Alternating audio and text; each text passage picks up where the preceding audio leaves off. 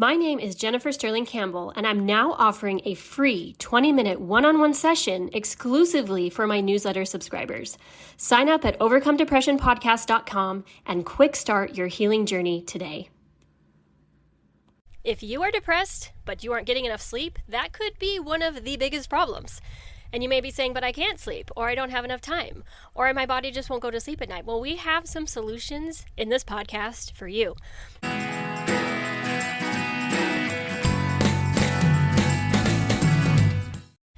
We have lots of information for you today about sleep, the mechanics of sleep, why we need sleep, and beds. Beds is going to be a big topic today. Pillows, sheets, all that stuff. People don't often think about that. And we spend at least a third of our life in our bed. So if you're sleeping in a bed that's synthetic, toxic materials inside of it, and how much do you spend on your car? And yet people don't want to spend a few $1,000s on a really good 100% natural bed. You're sticking your face in the thing for a third of your life.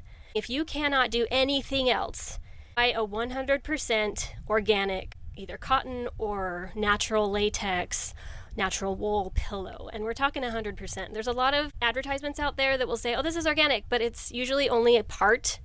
You really have to shop savvy when you're looking for organic bed products.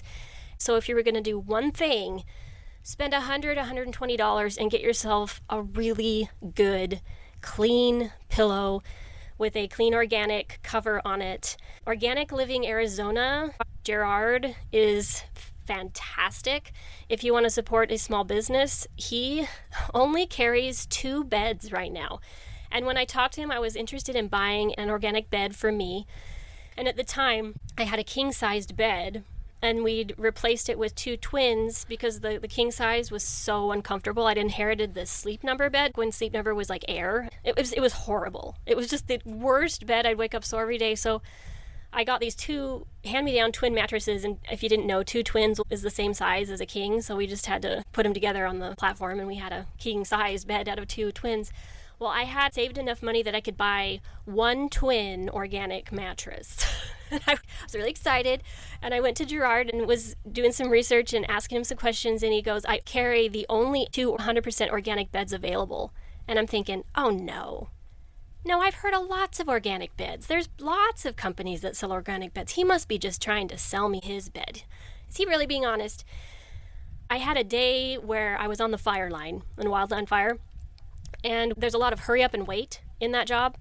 So we had hurried up, and then we were just waiting. So I had a good full day that I could just be on my phone and do research on beds. And I spent a good 8 hours researching organic beds.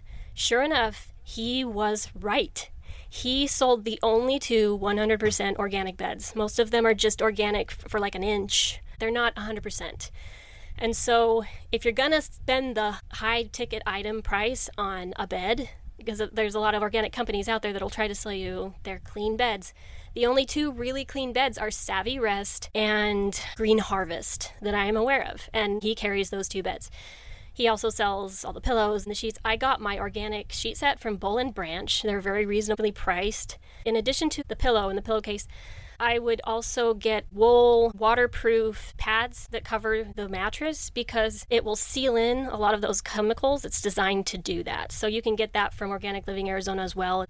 Other things you could do if you can't afford a good mattress right now, which a lot of people can't, just, drop several $1,000s, is to get those charcoal bags. You can get them off Amazon.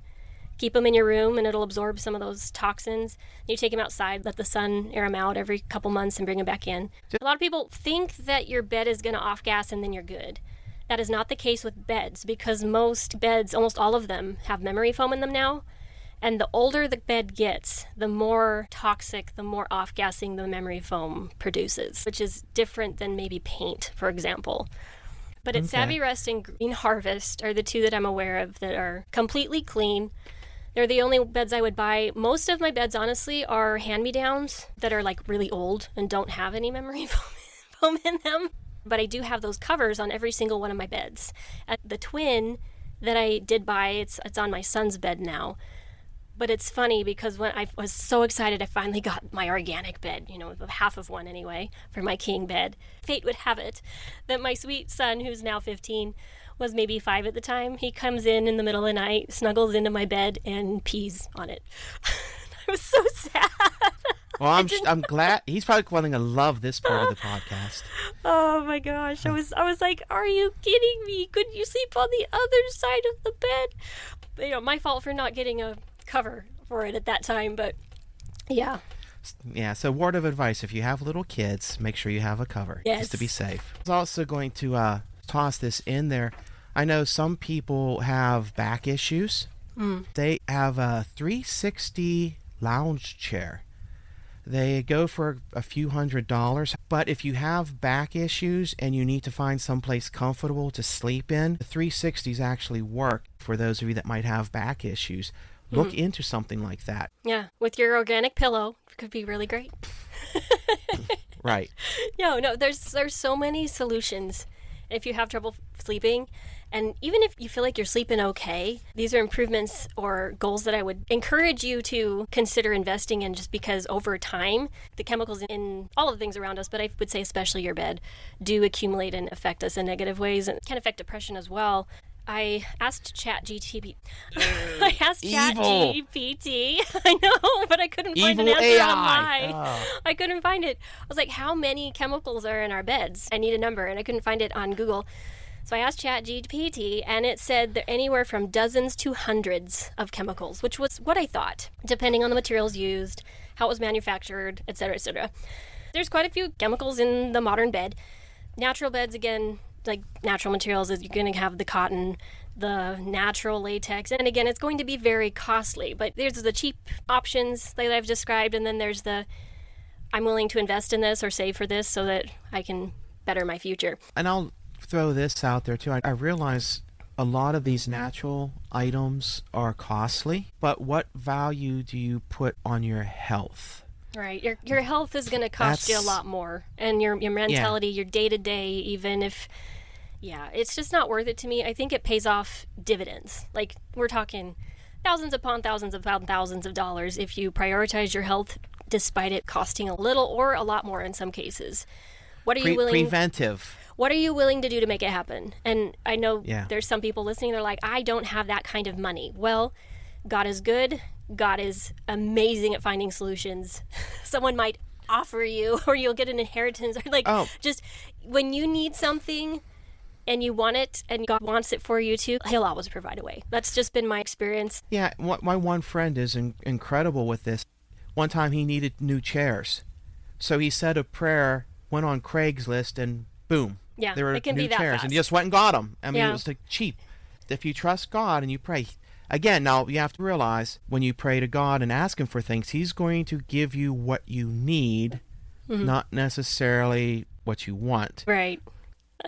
Well, and the amazing thing about these organic beds, a lot of the beds that you buy at the store that have all the synthetic materials in them, bed bugs like them. They do have chemicals to deter the bed bugs, but latex, it's dense, but it has these holes in it, and so it tends to foster mold and moisture over time. Bed bugs like those kind of things, so you get those kind of issues with those kind of beds when they're old.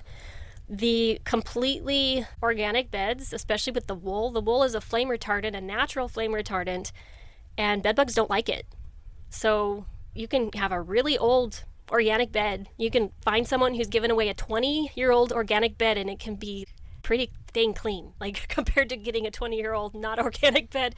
So when I was a firefighter, I also learned that most of the products that we own have petroleum in them because petroleum byproducts are very cheap. The reason our beds require flame retardants is because they're very flammable because of the petroleum that's in the beds. So that goes for houses, the glues, and all of that stuff. So here's the first chemical, benzene. I'm just going to read this. It's a chemical commonly used in the creation of plastics, dyes, and synthetic fibers, and more. It is one of the most common VOCs typically released from mattresses through off-gassing. It can be found in polyurethane foams used in many types of mattresses, including memory foam and some hybrids or inner spring mattresses.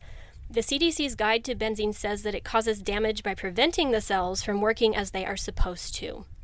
If you're exposed to small amounts for a short period of time, this causes short-term dizziness or headaches, but long-term exposure can lead to anemia or immune system dysfunction.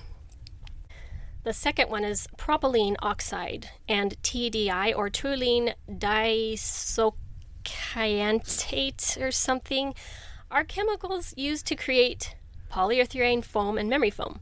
The CDC has announced that both of these are associated with increased tumor risk in mice and rats. Dibutylin can cross the placenta in mammals and accumulate in the brain, where it acts as a potent neurotoxin, killing brain cells. Fun. Vinyl, which to me is the most tragic because most of our baby beds have the vinyl on them. These are our babies. My kid's baby bed has this, but again, I put one of those wool covers over it to protect him from the vinyl. I prayed about it and God said, no, the wool's fine. So that's what I did. But vinyl is that waterproof cover over a lot of those infant mattresses. As vinyl is exposed to heat, moisture, and remember, little Tommy's going to be wetting the bed on a regular basis, even if the diaper just overflows, right? So it's going to get wet. And air, it breaks down and leaches chemicals like phthalates and heavy metals like antimony. These can adversely affect reproductive health, fetal development, cause asthma and allergies, and childhood development and behavior. Yikes! Vinyl also contains dioxins that can cause birth defects, cancer, and changes in neurological development. So there's just 4 of them. It goes on from there. And there's a book called Sleep Safe in a Toxic World by Walter Badar, and he compares the lack of regulations around mattresses to that of cigarettes in the 1930s. And I would tend to agree with him. It's not good. Not good. We could do better. The natural remedies have almost been lost. Or actually, really, they are lost. Or buried, even. I don't think buried. A lot of the forces want people to be enabled or have the power or the knowledge to do something themselves. They would like us to be dependent on their drugs, their system, their products. I don't think people who make beds are evil. I think that greed compounded over time has led to where we are, and the knowledge that is power can protect us from that. Make sure you do have a good bed, and because that's also where you start getting into the necessity of sleep. The human body was not meant to run 24/7. It needs downtime, it needs processing time. Sleep recharges or resets the brain to optimize functioning.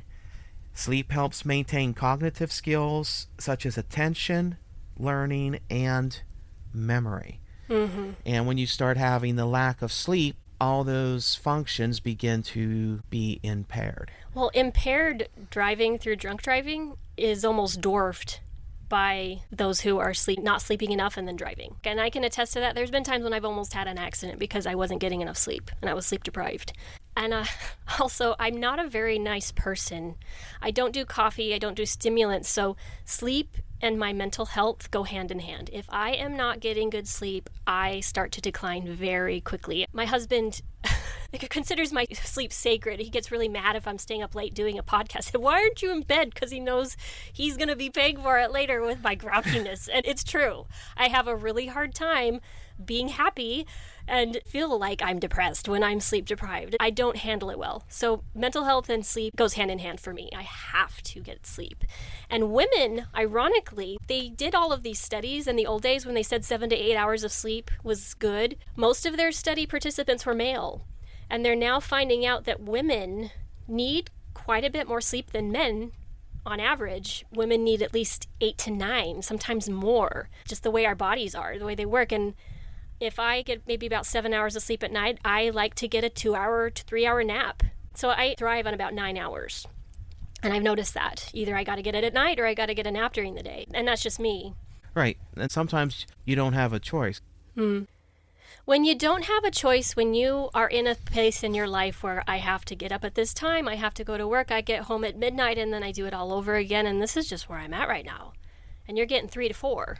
Changing your circumstance would be optimal. However, in the meantime, when you get to that, I'm exhausted, I can't even function, I'm so tired, is to tell yourself that even in those 3 to 4 hours, I got great sleep. Even if you didn't, you tell yourself, Lord, I am so grateful for those 3 to 4 hours that I got. Thank you for that rejuvenating sleep. And before you go to bed, and I've done this before, please, Lord, make these 3 to 4 hours act as 8. I need these 3 to 4 hours to act as 8. My sister Lindsay had to do that at one point when she was stretched so thin she couldn't get more than 3 to 4 hours in a night. And she had opted into this crazy schedule and then gone, what have I done? But there she was. And she prayed to the Lord to please make these 3 to 4 hours act as 8. I know you can do that for me. Rejuvenate my body. And if you're in that position, you can pray for that gift. Other things that can help you through the day that are not stimulants, because stimulants, you're basically borrowing time. It'll get you later. They'll keep you awake. They're stealing hours from your future. You're still not getting the rest that you need. Speaking of rest time, 11 o'clock. There's something about 11 p.m., no matter where you are in the world, your body knows what 11 p.m. is. And that's part of why jet lag's a thing, is because your body's regulating to that new location and the timing of that location and how the magnetism feels, the polarity feels, just all of it. It's like, whoa, and you have to kind of body adjust. So 11 p.m., if you're not in bed by 11 p.m., you will need an extra hour of sleep for every hour you stay up past 11 p.m. So, for example, if you go to bed at 11 and you generally need 7 or 8 hours, let's just say it's 7, then you can wake up at 6 o'clock, no problem. Get through the day, should feel great. If you go to bed at midnight, you now need 8 hours. If you get up at 6, or even if you've slept till 7, well, I got 7 hours, your body couldn't rejuvenate fully because it now needed 8. If you stay up till 1, it now needed 9. So you're going to have to sleep until 10 or get a nap to make that up. And part of the reason 11 o'clock is so important, and it's especially important for teens who are growing, but for any human being, I have a little graph here that I printed off. So traditional Chinese medicine hours of organ cleansing. This has been a thousands of years type knowledge that I only just learned about a few years ago. So 11 to 1 a.m., you must be asleep for your gallbladder to get the rejuvenation that it needs. Liver is 1 to 3. Lungs are 3 to 5. Large intestine is 5 to 7. That's why in the morning, if you're pooping first in the morning, you're doing good. Like, you should be pooping first thing in the morning. A healthy body is one that you get up, you gotta go. A lot of the other organs, they can rejuvenate during the day just fine during waking hours. But these other, like the gallbladder, liver, and lungs, you gotta be asleep, or the body cannot do what it needs to do. Additionally, when you wake up in the morning, get outside within 30 minutes. I know I've said this before, but it regulates that circadian rhythm so that your body is saying, oh, it's daytime. And you don't want to turn on any lights in your house before you get outside. You don't want artificial light. It'll confuse the body. You want the rays from the sun, that infrared. There's a difference. And if you sleep with any lights on at night, it's going to be detrimental to your sleep as well, because even a pinpoint of light, there's studies that have shown that it sends messages to your body to halt melatonin production. It's just like, no, It's time to get up. I feel the light. And it's just artificial light, but you want your room to be pitch dark as possible. So put a cover on the window if there's light coming in from outside, and no night lights. Get your phone out of there. Any alarm clocks should not be by your head for many reasons, but it should be dark in your room, and cover stuff up with blankets if you have to, or sheets, so they're not shining. I started sleeping with a mask to cover the eyes, so I don't... Yeah, that helps too. It does help. It helps a lot. It really does, surprisingly. My favorite mask, because I've tried a lot of masks that they're kind of uncomfortable. Nikin has the most amazing eye mask ever. It's an $80 mask, I think. It's got magnets in it. It feels like heaven. I've had it for years, and my son stole it from me because he loved it so much, so I don't have it anymore. But I need to get myself another one at some point. There's something about kids stealing from their parents. They know. This is good. This is so much better than my synthetic stuff. So, as far as stimulants to keeping you awake during the day, green magma. It's a green barley grass juice. Anything green or like fruit. Fruit is amazing for keeping you awake. When I worked a night shift, out of need, I ate fruit all night. It really did help. And instead of running in the morning or exercising in the morning, exercising midday to kind of wake yourself up. That can be a really good solution. So instead, use the morning to meditate, slow movements, getting up, getting outside, and then later in the day doing your workout. At the end of the day, you need to listen to your body. If your body needs more sleep, let it have some sleep. A lot of times we put ourselves on a specific schedule, like it's noon, I have to eat lunch. It's 6 and I must eat dinner. No, if you listen to your body will tell you when you need sleep. Your body will tell you when you need to eat. If you start learning and listening, it becomes much easier because nobody knows you better than you. Also, there are some exceptions. There's this one scientist, they used to sleep in 1 hour increments, and they would go 24 hours a day. But when you add up all those 1 hour increments, it was like about 8 hours for them.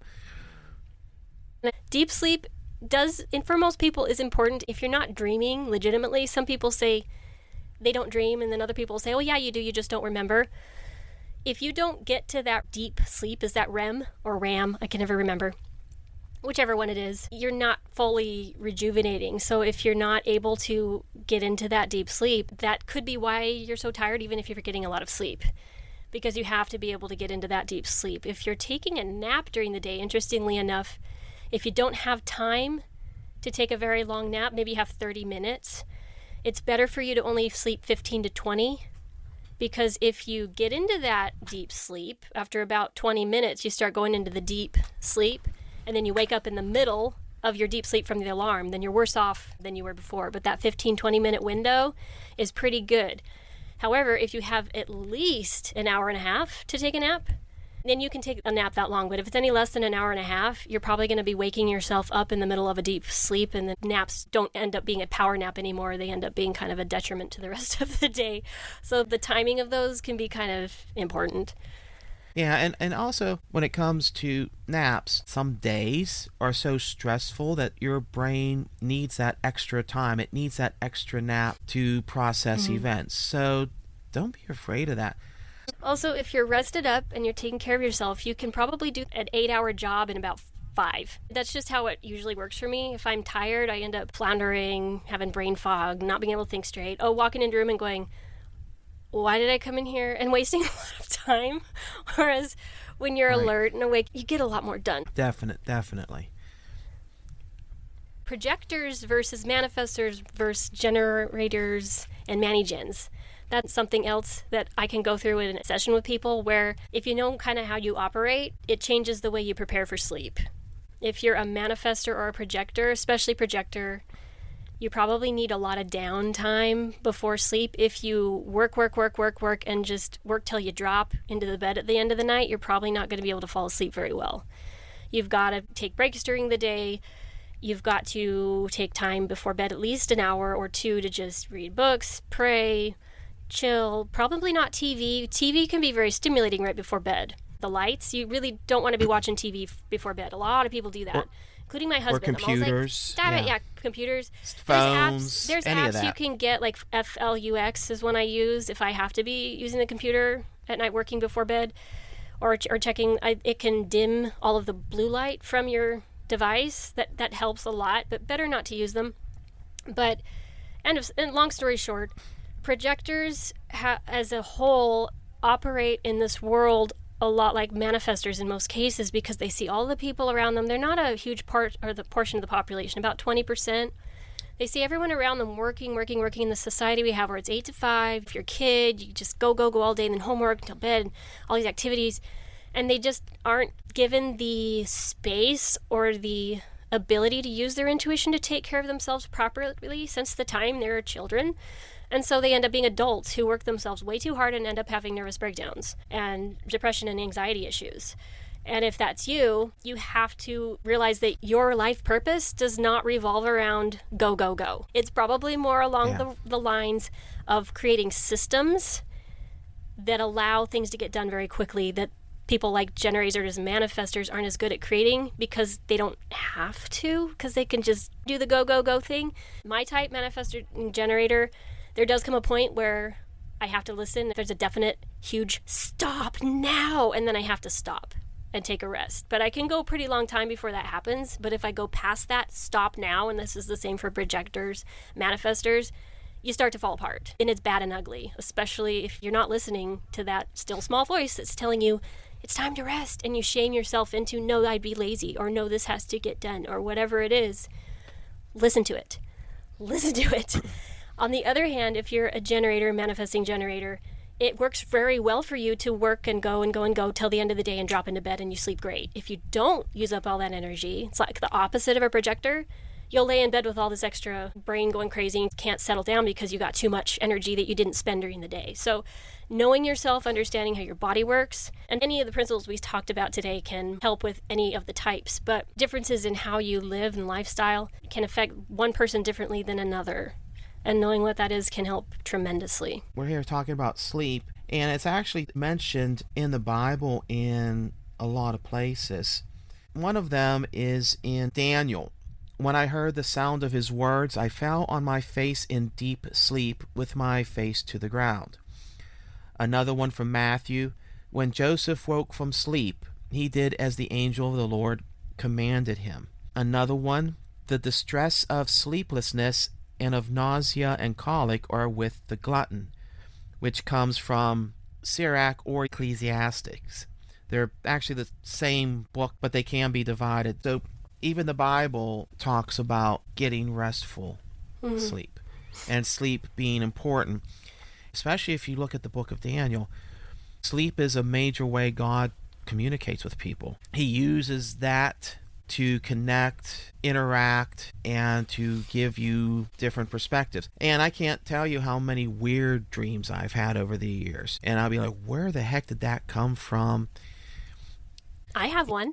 It's not from the Bible, verses I was raised with. So it's D&C 88:124, and it says, cease to be idle, cease to be unclean, cease to find fault with one another, cease to sleep longer than is needful. Retire to thy bed early, that you may not be weary. Arise early, that your bodies and your minds may be invigorated. And with that in mind, you think about the old days where they were kind of not forced entirely, because they did have candles and fires and things like that. But pretty much when the sun went down, people went to bed. I would say for the most part. And when the sun rose up, people woke up. And I can say when I'm camping, it's much easier for me to go to bed when the sun goes down. And as soon as the sun's up, I'm awake because the sun's shining through the tent.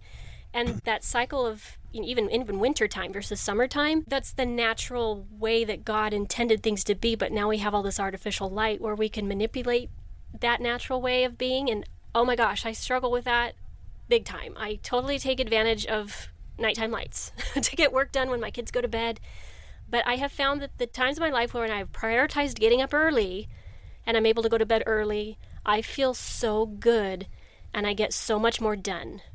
And I would like to make that a permanent part of my existence. I'm on my way. I'm not there yet. But I no longer sleep in past about 7. But still, I would love to make it 5 someday and then get to bed by like 9, you know?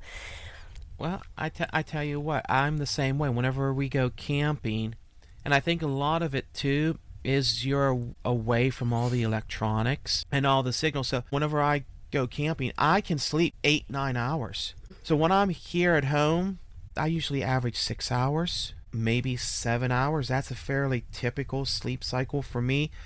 But whenever I'm camping, I get up with the sun. I go to bed when it gets dark. I will get a long, continual sleep, and I will feel so rested and recovered when I get up the next day. Yeah, and it's amazing. And I was so amazed. It's such a difference. You compound that with pure air, the grounding you're probably getting from the dirt and the trees. Someday I would love to live in the forest. In a log cabin.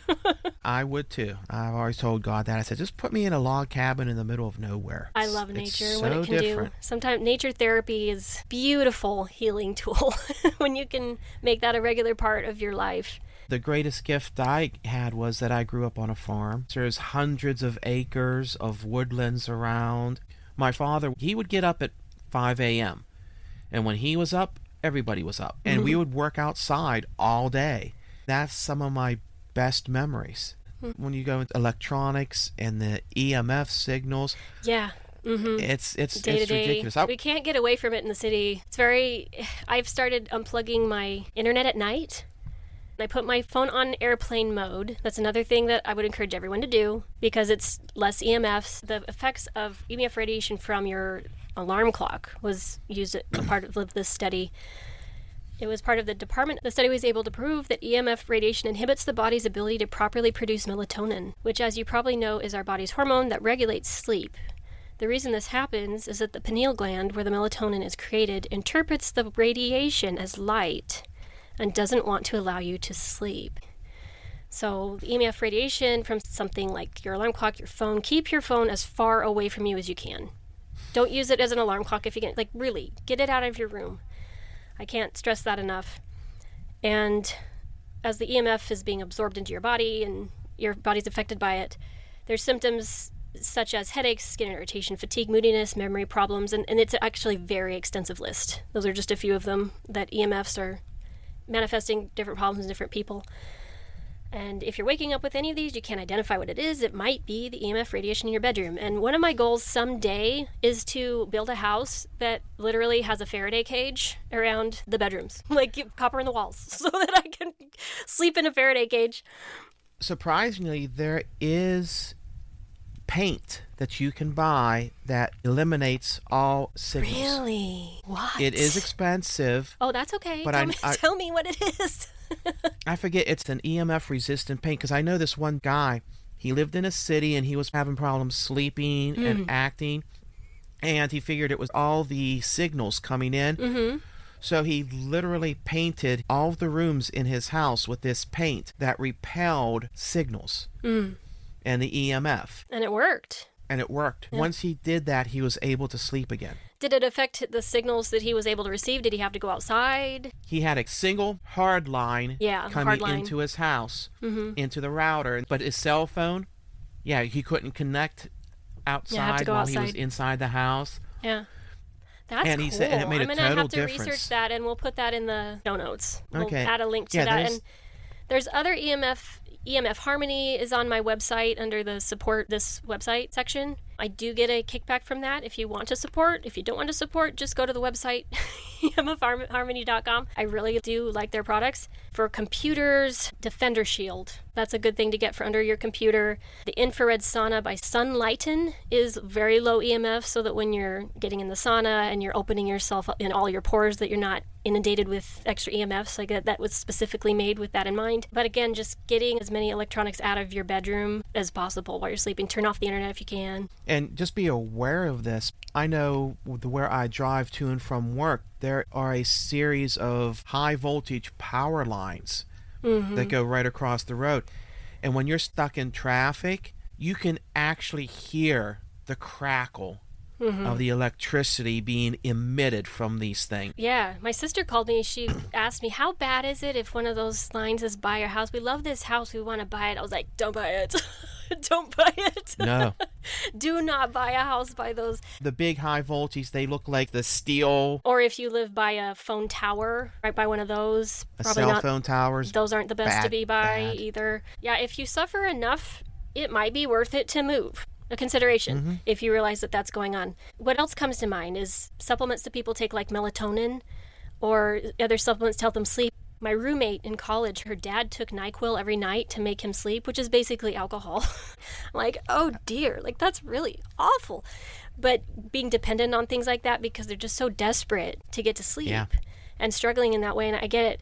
Or sleeping pills. Melatonin, CBD, they have the same quality as Prozac and a lot of other drugs, to be honest, where when you give your body melatonin or CBD, your body already makes melatonin. It already makes the chemicals that CBD causes your body to produce. When you take melatonin externally, your body, even if you're not producing as much as maybe needs to because of the things we've talked about, probably from the EMFs to the light and so forth, or being overly exerted or underexerted at the end of the day, but you're giving your body more melatonin and your body communicates to itself, we have too much melatonin. And it will start to produce less. So when you stop taking melatonin, or maybe you run out or you don't take it, you will have a harder time producing your own melatonin because your body has been given too much through the supplementation. Even though maybe you need it, but you need to find out why your body isn't making as much melatonin as it needs, because it will tell your body to make less if you're giving it melatonin. Right. Same with CBD, the same kind of chemicals that can calm you down. It will say too much, stop producing them, and then when you get off the CBD, your mind, your body can't handle it. It's more irritable than it was before. So same with Prozac, you're going to produce less serotonin, and then when you get off Prozac, it's hard because then your body's not even producing as much as it was before. So it's this vicious cycle. If you feel that you truly do need to take any of those supplements, you don't have to take the dosage they recommend. There's been a couple times when I had difficulty getting to sleep. I took a little melatonin, but I literally broke that pill into 4s. And I took one little corner, and that was more than enough that night. And making it not every night thing, but maybe I'm at my wit's end, I gotta do something. Lord, what do you think? And if God says, take the melatonin, then take the melatonin. But right. Like I said again, nobody knows your body better than you. If something works, always try and do the least amount, because you don't want to upset that balance. Yeah. And you don't want to do it on a regular basis, because then you become dependent. It always starts... Then you get that tolerance, and then you need more, and so forth. And it's the same, with, I believe, with melatonin and CBD. Your body starts to produce less and less and less, so you take more to compensate. And it's not a real great place to be. But I actually have a really good testimonial from someone who listens to this podcast. She will remain anonymous. But she reached out and she told me that when I did the podcast about getting off of the Prozac and how I realized I just didn't need it anymore, she had been taking sleeping pills for a very long time to help her sleep. And it made her question whether, do I still need this? And she stopped taking the sleeping pills and realized she could sleep. And so sometimes it's just trying, asking the Lord, what is it that I can do instead to navigate this process of weaning off of this so that I can do something different and take better care of my body. But it was a miraculous win for her, and I'm so happy that someone listening to the podcast was able to benefit in that way. Right. Any kind of independence, freedom that we have when we are able to take care of our own needs versus relying on pharmaceuticals is, I believe, a huge, huge win. Agreed. Just a few other things that I wanted to mention. Warm milk, there's something to that. Our mothers and grandmothers that gave us warm milk, calcium will calm you down and help with sleep. Also, apple cider vinegar. Really? Before sleep. It actually helps regulate sugar spikes. Which then in the middle of the night, because people will wake up. In the middle of the night. Yeah, they'll wake up hungry or just wake up because, that's a really good point. I'd forgotten about that. I've actually started doing that. And also fish oil, which you've mentioned before. You can do tea, like horsetail, comfrey, oat straw, and lobelia. Makes a really good calcium tea if you don't do milk. And chamomile is calming. Another thing you should do is set a time where you stop eating. Normally 7, maybe 8 o'clock at night at the latest, you should truly stop eating. It helps you sleep better because if you go to bed with food in your stomach, your body automatically produces energy in order to break down that food. Makes sense. So you're trying to go to sleep, you're trying to relax, while your body is like, oh, there's food in the stomach. We cannot go to sleep yet. We need to process this. Yeah. And it's it working can feel really against heavy, you. too, if you're like, laying in bed after eating. I've experienced that. I have learned the reality is we weren't always living in a society where food was this readily available. People in the old days, they ate less frequently and they would eat when they caught food. They're hunter-gatherers. They would catch food, eat it, prepare it. They might have one meal a day, maybe 2. And they usually ate within a time window when the light was out. And then they would stop eating. But that intermittent fasting in between is so good for your body. The problem with most people who have issues with weight is that even if they're eating tiny bits throughout the day, they're not giving their digestive system a break. And if you give it that break, it's huge, like life-changing. If you're only eating in an 8-hour window, whenever that is, I tend to get up and get going with my day. But the apple cider vinegar, I will tell you, since I started taking it, I'm not as hungry anymore, especially at night. Wake up in the morning, I don't have those hunger pangs anymore. I have a big jar of the apple cider with mother. Right, the raw one. So you got to have the mother in it, the raw. I'll take 2 tablespoons and mix it with a glass of water and then drink it through a straw. I would not recommend drinking it straight because the acidity, it can damage your teeth, the enamel, because it's so acidic. So brush your teeth after too. I've started taking some magnesium. Because that's supposed to be beneficial for sleep. Not only that, it's supposed to be beneficial for protecting against EMFs, ironically. Magnesium Breakthrough is the best supplement I know of for magnesium. Highly recommend that one. And then the other time I will take apple cider vinegars when I first get up before breakfast. And since I've been doing that, I've noticed a definite change not only in my sleep cycles, but also in my energy levels. When I'm traveling, the next best thing is the capsules. I do get better results with the liquid. If you did the apple cider with a morning herbal tea or a chamomile at night, it would be easy way to just kind of get both in. And the apple cider vinegar, from what I understand, helps you absorb the herb extraction better. Coffee. And a lot of people rely on coffee to wake them up. And I'm all about, I think there's mud. I've never tried mud, but it has a bunch of stuff in it that's supposed to kind of wake you up. But it's food, and the green type powders are really good for waking you up. Here's something interesting. Again, know your own body. I have a friend who has ADHD, and they drink coffee to calm down and to make them tired because their body has a great alternative to Ritalin. I gotta say, way better than Ritalin. So yeah, some people react that way. Let God tell you what you need today, right now. If you have desires to learn more, He can lead you to whatever next step there is to your healing. But a lot of times it's stepping stones, and this is better than that, and good, better, best processes. True too. Well, you have to listen to that inner voice. You have to listen to God, because He made your body. He knows your body better than you do. And if you listen to Him and take His advice, He can lead you in the way that it will get done. Simple as that. Absolutely. 100%. And with all of this sleep talk, we want to end with a little bit about John's experience last night. He had a fun vision, let's just say.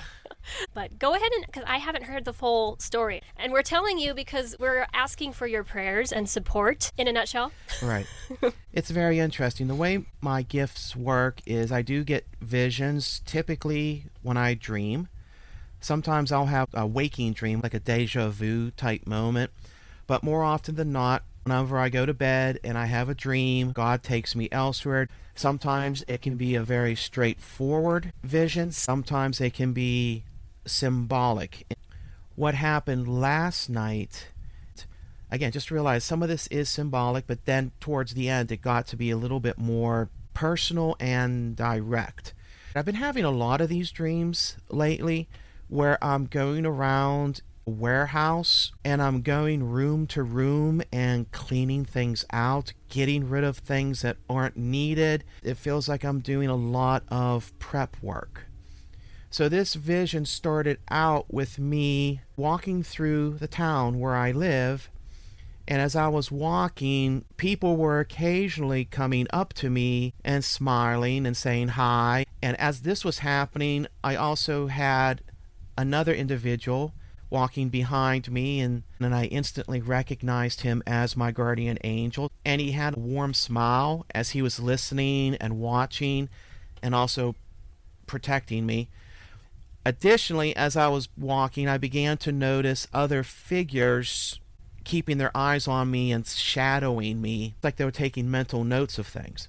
I eventually went into this warehouse that I guess I owned, I'm not sure, and I was walking through, looking at it room by room and noticing different rooms were totally empty. They had been cleaned. I walked into a couple rooms and said, I still have a couple more things to get rid of here. We're scheduled to get rid of that soon. So it's like everything is going according to plan. Everything is being emptied. Everything is being prepared. And then I realized, it's time for me to sit down and do my broadcast. And my broadcast wasn't just online, but apparently it was being sent over radio waves. So I came into like a 2-room house, very basic, and I sat down behind my new computer. And if you ever saw Good Morning Vietnam with Robin Williams and how energetic he was and bombastic he was, I was like that. I'm going, all right, we got a great episode today. Just before I was able to go on, there was a knock on my door. So I got up, opened the door. There were these 2 large security guards. Big, bulky, probably like 7 foot tall. The one looked at me, the mayor wants to see you. And I'm like, what's this about? He's like, he wants to talk to you about your podcast. And I was like, well, I guess I can go. So they escorted me through the town into the mayor's office. My guardian angel still walking beside me. It was almost like they didn't see him. He was still there walking, warm smile on his face. Like, wow, the mayor's actually taking an interest. This is awesome.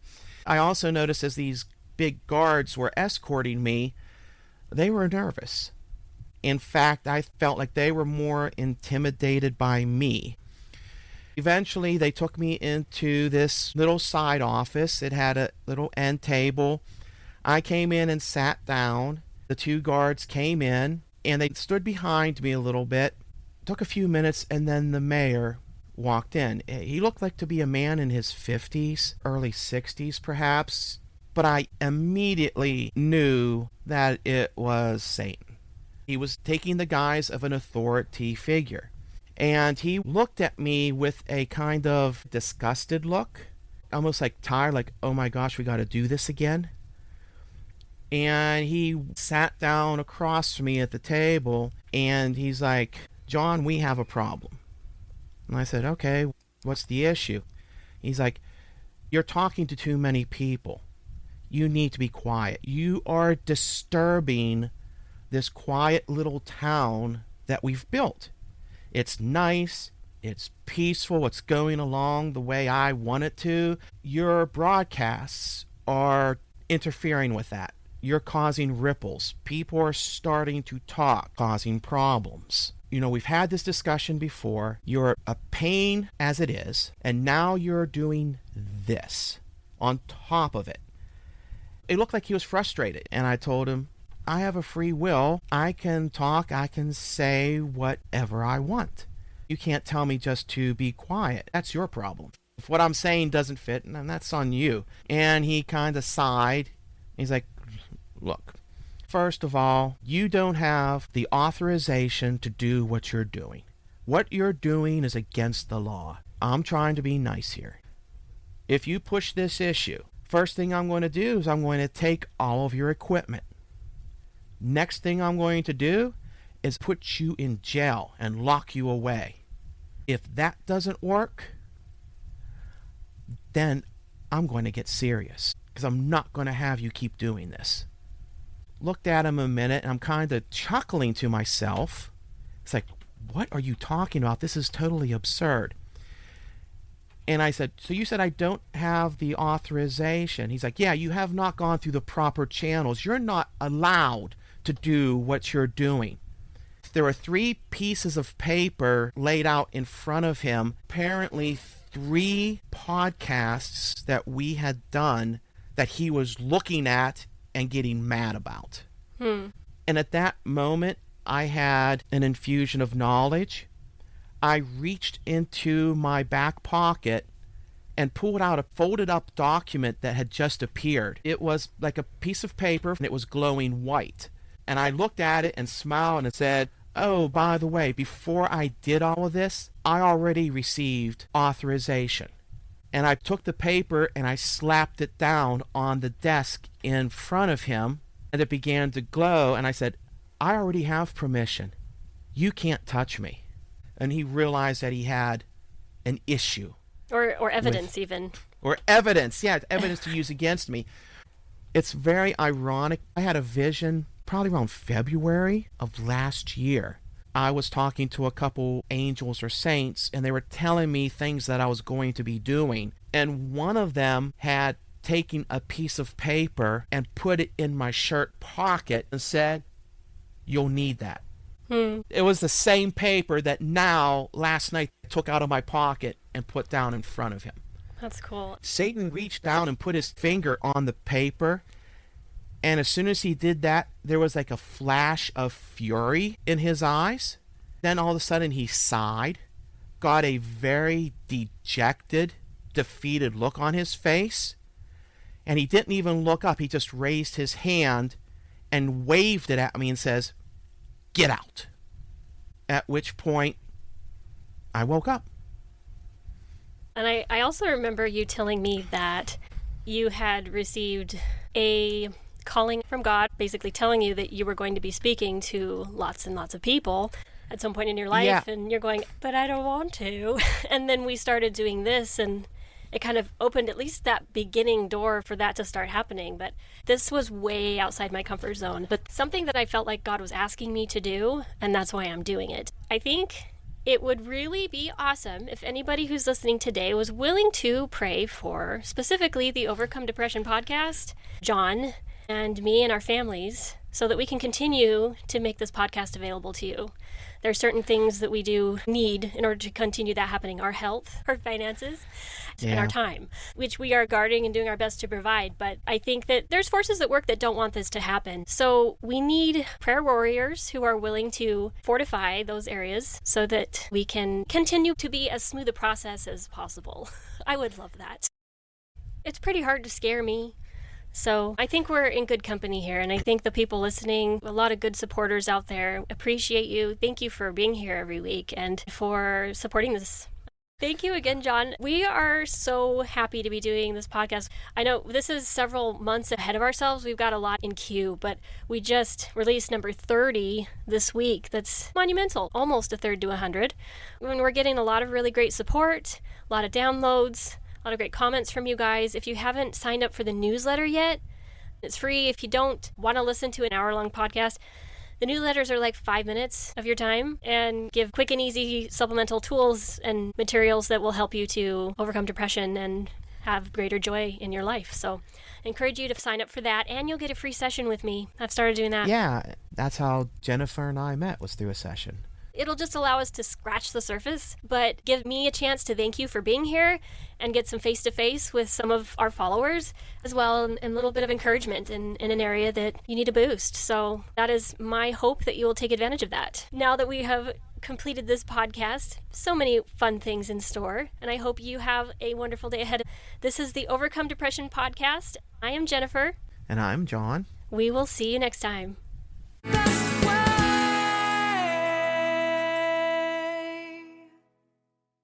If you are new to this podcast, please go watch all of the hashtag introduction videos first, and then consider downloading the Overcome Depression workbook. Links in the description. The content in this podcast is based on my own personal beliefs, is for informational purposes only, and is not intended to substitute for medical advice, diagnoses, or treatment. Please refer to the full legal disclaimer in the description.